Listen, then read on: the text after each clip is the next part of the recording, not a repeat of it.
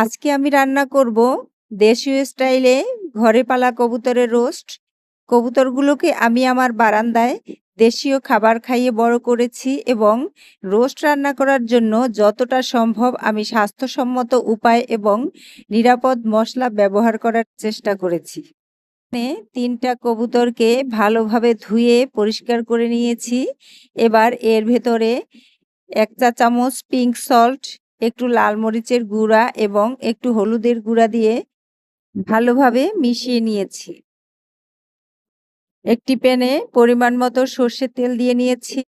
এবার তেলটা একটু গরম হলে একে একে কবুতরগুলোকে তেলের ভেতরে ছেড়ে দিব।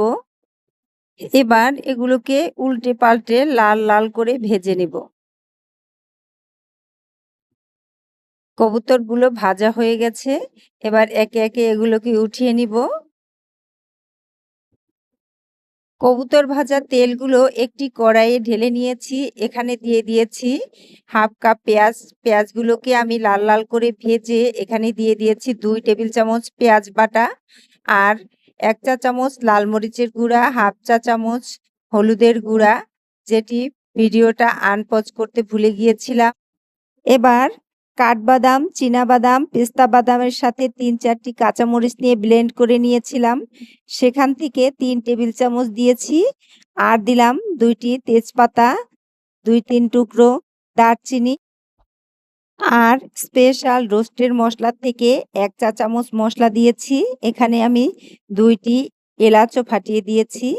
এবার এখানে হাফ কাপের মতো পানি দিয়ে মশলাগুলোকে ভালোভাবে কষিয়ে নিব। মশলাটা কষানো হয়ে গেলে ভাজা কবুতরগুলোকে দিয়ে ভালোভাবে মিশিয়ে নিব। এখন ২ কাপ পানি দিয়ে ভালোভাবে মিশিয়ে ঢাকনা দিয়ে ঢেকে দেব পানিটা শুকিয়ে আসা পর্যন্ত। পানি শুকিয়ে আসলে কবুতরগুলোকে আরও সুন্দর করে কষিয়ে নেব।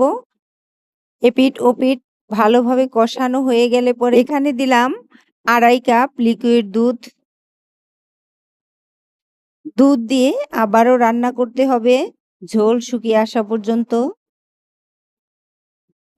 এবার কয়েকটি কাঁচামরিচ মুখটা হালকা একটু ফাটিয়ে দিয়ে দিব ফ্লেভারের জন্য। আবারও দিলাম ১ চা চামচ রোস্টের মশলা।